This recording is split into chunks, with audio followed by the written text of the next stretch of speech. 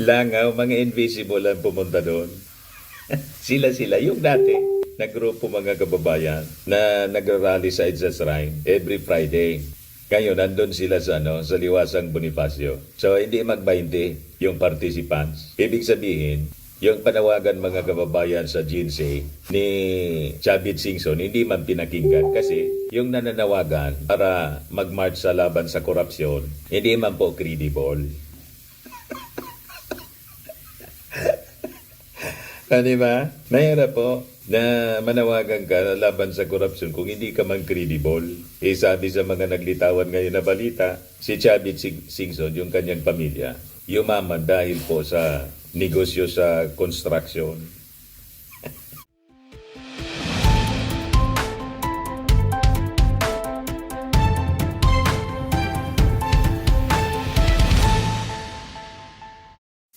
Hello po mga kababayan, si Dade Maravillas, Bicolano vlogger, broadcast journalist from Albay.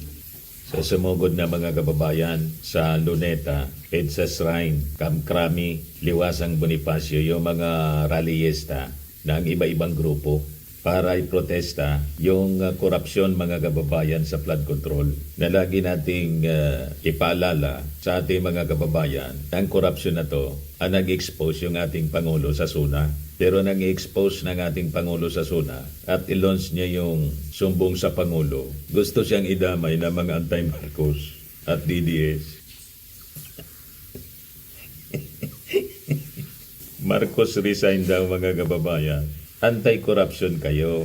Yung nag-expose ng corruption, yung ating Pangulo. Pagkatapos, idadamay ninyo yung mismong nag-expose ng corruption. Anong klaseng mga... Di ba po? So masyado kayong halata na yung agenda ninyo, selfish agenda, yun ang inyong sinusulong. Nag-ride on kayo doon sa expose ng ating Pangulo. Wala tayong pinag-usapan po na korupsyon sa flood control kung hindi in-expose ng ating Pangulo. Naintindihan ninyo? So bakit ninyo pinare-resign yung mismong leader na nakikipaglaban sa korupsyon? Siya mismo yung nag-expose, nagpa-imbestiga. So ito ang sitwasyon mga kababayan kanina. Aerial view, mangilan-ilan pa lang yung dumating diyan sa Edsa Shrine. 8 o'clock kanina kinuha. Yan pa lang yung tao. Ito mga kababayan, yung mga papunta. Mamatay na sana ang mga korap, sabi rito. Look, Quezon City resident Moses Moreno, 70 years old, holds a sign reading mamatay na sana ang mga korap as protesters make their way through Luneta Park in Orosa Street for anti-corruption rally this morning. Matutupad. Moreno yells. The sign echoes quote from broadcast journalist Cara David in which she wished sana mamatay na lahat ng kurakot sa Pilipinas for her 52nd birthday. Ito yung rally naman po ng mga DDS. Ayan, recorded live, MJ Kiambao Reyes.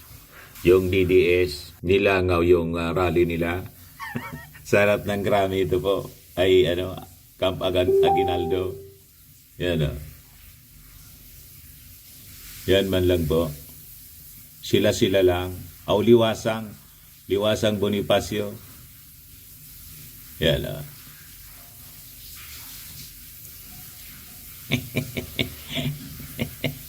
Sila lang ang nandoon, mga kababayan. Wala man tao. Mga naglalakad lang po. Linangaw. Kita ninyo? Ayan mga pulis na magme-maintain ng peace and order sa lugar. Sila man lang po. Hindi magkuhan ito. Hindi mag-20. Kita ninyo? Walang maniwala sa kanila. Wala man naniniwala sa kanila. Ano?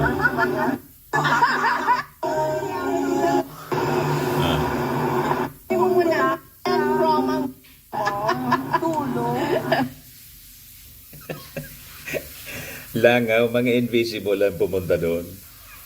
Sila yung dati na grupo mga kababayan na nagrarally sa EDSA Shrine every Friday. Ngayon, nandun sila sa, sa Liwasang Bonifacio. So, hindi mag-20 yung participants. Ibig sabihin, yung panawagan mga kababayan sa GNC ni Chavit Singson, hindi man pinakinggan kasi yung nananawagan para mag-march sa laban sa korupsyon, hindi man po credible. Di ba? Mahirap po na manawagan ka laban sa korupsyon kung hindi ka man credible. Sabi sa mga naglitawan ngayon na balita, si Chavit Singson, yung kanyang pamilya, yumaman dahil po sa negosyo sa construction. Yan ang balita ngayon po sa Rappler. Yan sabi dito, in Ilocos Sur, the Singsons are both officials and contractors.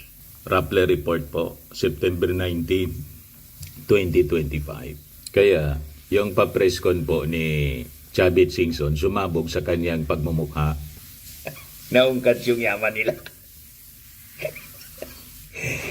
Yung mga kumpanya niya at mga previous interviews na pinangangalandagan ni Chavit Singson yung yaman nila, biglang nag-viral ngayon na tulad ni Diskaya.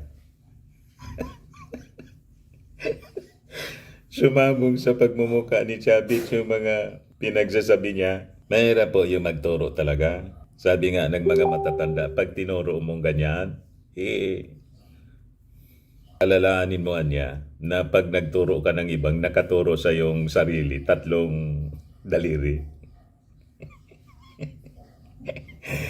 O diba? Yun ang nangyari kay Chavit. Yun sabi, inamin niya to.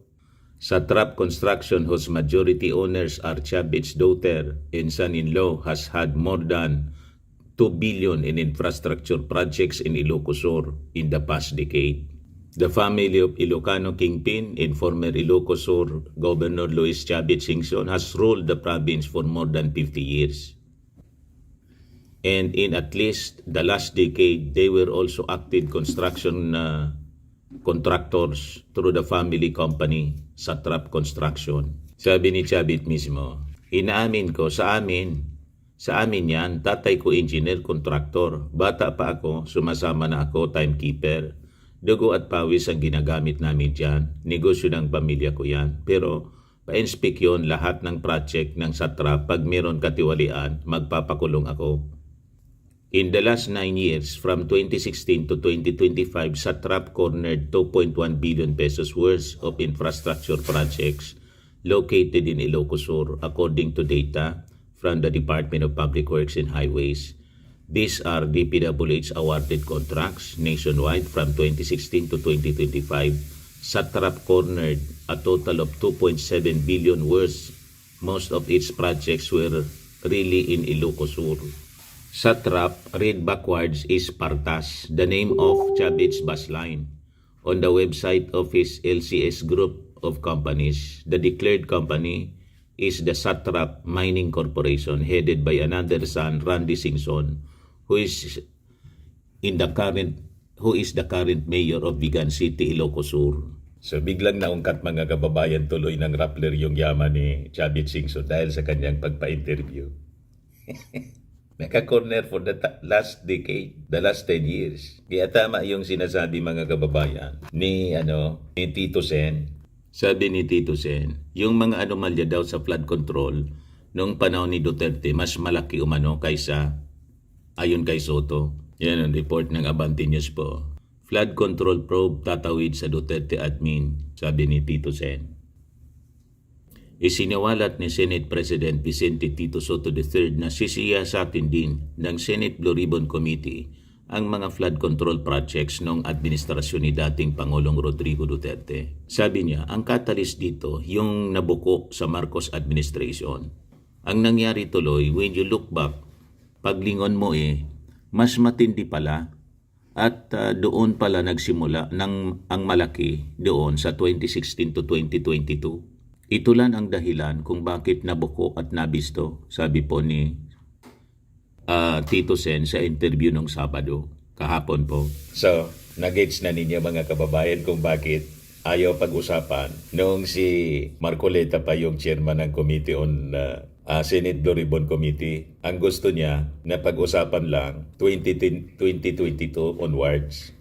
Kasi kinocover nila yung 2016 to 2022 kasi mas malaki pala doon yung korupsyon.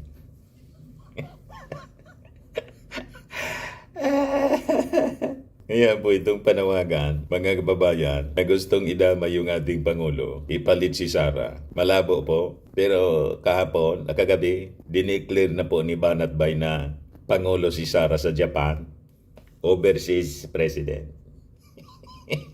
Yan o, lumipad si Sara pa Japan, kasama si Big Rodriguez, si Robin Padilla, at iba pa niyang mga kampon. Yan o. Banat Bay 2.0, bagong Pangulo ng Pilipinas, Vice President Sara Duterte in Japan, bagong Pangulo daw ng Pilipinas. Assuming kayo, gusto nilang iluklok si Sara para pagtakpan po yung flood control scam sa panahon ni Digong. Ayan o. 2016, 64 billion. Ang source nito as reported by Senator Ping Lacson. 2017, 80 billion. 2018, 141 billion. 2019, 33 billion. 2020, 90 billion. 2021, 101 billion. 2022, 128 billion. Yan ang flood control scam na gustong i-cover up ng mga Duterte senators. Isa di po sa Bible, nothing concealed which shall not be revealed or hidden which shall not be made known. Sumingaw. Sabi ni Soto, yung mga anomalya niya sa flood control ng panahon ni Duterte, mas malaki. You see, gusto nilang idamay po gamit yung mga old issue po na rehas na yung kesyo. Ang pamilya Marcos, pamilya ng magnanakaw. Kaya ngayon po, September 21, itinaon nila yung massive protest kasi September 21, declaration ng martial law para gatungan yung damdamin ng mga mamamayang Filipino. O tingnan ninyo yung mga rehas na pinablis ulit ito ng Inquirer.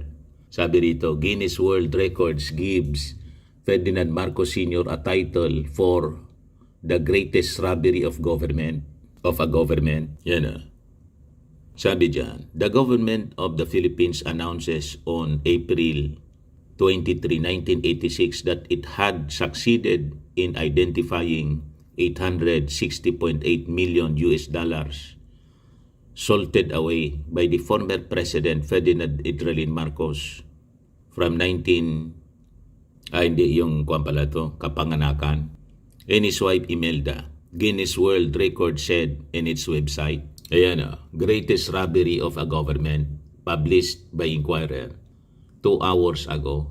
Ang ninakaw daw, 5 to 10 billion from November 1965. Yan niya, Mr. Maravillas, ang masasabi mo. Itong history, allegation ito, hindi po proven siya. And in fact, for the past, more than 30 years, ni isang kaso ang pagnanakaw po ng pamilya Marcos. Finailan po yung pamilya Marcos, 938 yata yon na mga kaso, ill-gotten wealth case. Wala man pong napatunayan. So anong ibig sabihin? Lahat ibinasura, local and foreign courts. Yung sa Amerika, yung mga Swiss accounts.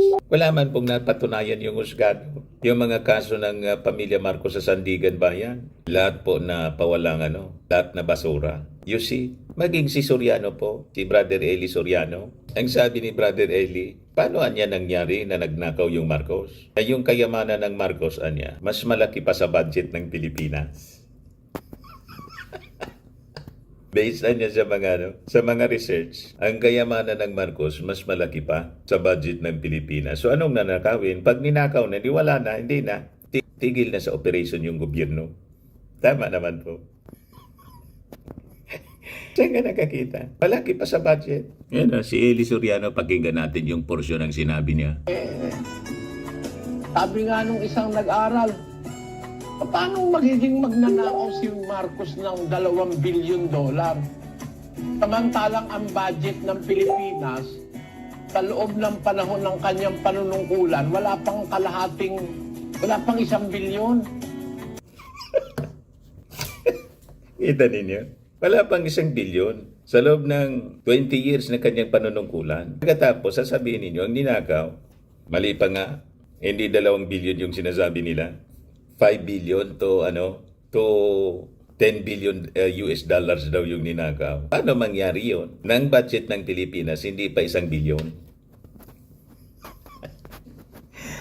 Wala bang 1 billion dollars yung budget ng Pilipinas. So kung ninakaw, saan galing yung 5 to 10 billion? Saan galing yon?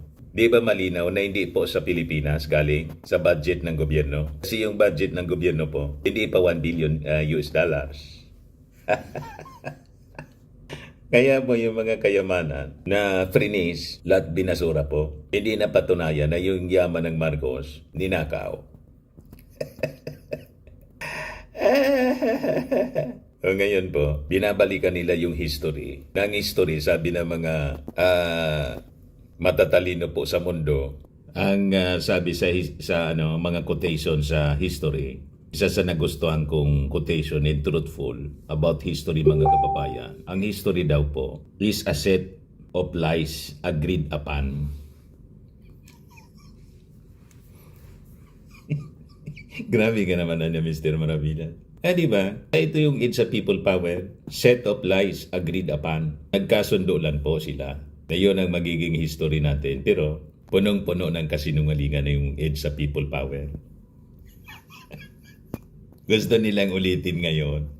Using lies again. Na yung ating Pangulo, sangkot po sa flood control scam. Paano naging sangkot sa flood control scam? Bobo ba yung ating Pangulo? Na kung sangkot siya sa flood control scam, siya yung magpapaimbestiga. Imbestigahan niya yung sarili niya. O di sasabog yan sa pagmumuka niya. Di ba po? Yung sabi dito sa post ni Clarita Carlos, we voted a leader with a big majority for 6 years but some want to oust him every 2 weeks. Bakit? Siya po ang unang majority president. Siya pa lang ang nakakuha ng ganyan na boto after Marcos Sr. Si Marcos Sr. majority president din yon. Ang sumunod na majority president, si Marcos Jr. Isisaraan niya Mr. Maravillas, mas marami yung boto, di ba? Tama po, 32 millions. 31 million po yung ating Pangulo plus 32 million yung kay Sara. Ngayon po, 32 million na lang. Kasi nga po, yung 32 million po, 31 million noon, Marcos supporters, kaya siya nag-32 million. Ngayon, 32 million na sana. 32 millions. So ito po, yung 32 million niya, nasa liwasan. Tulog, joke lang. Paano mo may tanggalin kung mga ID? Hindi nga mag-32 million ito. Dapat managot. Managot. Pag wala ka noon pala. Pagkaibigan, pag Ikaw talaga niya, Mr. Maravillas. Yun lang naman yung tao doon. Baga madagdagan pa, mamaya. Pero kanina, yun lang naman, sila. Yung dati. Yung 32 millions, naging 32 million. Anyway, yun lang po ang ating third video. Hindi pa pala nadagdagan, yung mga minions ni Digong sa, ni Sara. Yan, 55 minutes ago, the ongoing Pro-Duterte rally being held at Gate 4 at Camp Aguinaldo organized by DDS-affiliated retired military officers. They are calling on the armed forces to withdraw support from current administration and to install Vice President Sara Duterte as President. Sila lang naman. Bilangin natin. 3, 1, 2, 3, 4, 5. May sa likod pa, 6. Ito mga pulis to na nagbabantay. Dati ito, nabilang na natin ito. Nabawasan pa nga pala yung 32 millions. 6 na lang.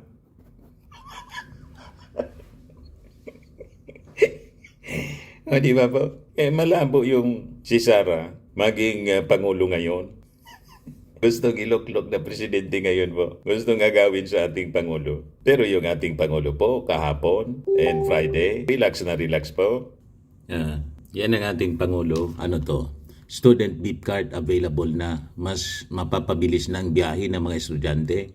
Ngayong inilunsad na ni Pangulong Marcos ang student beep card na magbibigay ng automatic 50% discount sa kanilang pamasahe.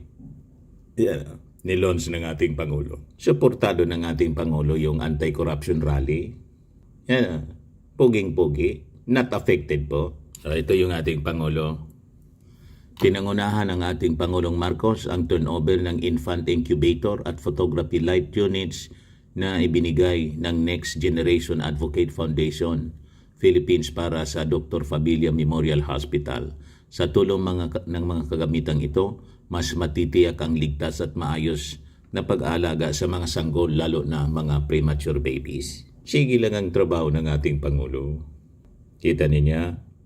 Ano to? Tingnan natin to. Mas mataas na produksyon at mas masiglang kabuhayan para sa 36,000 rice farmers ang atid ng kagamitang pansakahan at bagong rice processing system sa Pampanga. Binuksan na ating Pangulo po. Yan ang presidente unbothered po. Ito distribution ng mga titulo. Yan o, handog titulo program ng DENR. Ang mga titulo na ito ay pagkilala sa inyong karapatan na pagmay-ari ng inyong sariling lupa. Nasa 455 na beneficiaryo sa Luzon ang binigyan po sa San Fernando, Pampanga. Tingnan nyo naman ang ating Pangulong Bongbong, oh. Mahal na mga tao. Sa Yan isang po. salang. So yung pong ating drying time naman umaabot po ng 8 hanggang 10 oras. So mula moderno po ang pagsasako po ng ating pong na-process na bigas, pwede natin siyang iset ng 10 kilos hanggang 50 kilos. Depende po dun sa pangangailangan po ng merkado. Napakasipag ng ating Pangulo. Pagkatapos, papalit ninyo yung napakasipag maglakwatsa. Wala mang ginagawa, sumusweldo. Napakasipag magmura at manira. Di ba? Kaya malabo po yung mga pangarap ninyo. Ayan man lang po ang short video natin. Bye-bye po. God bless.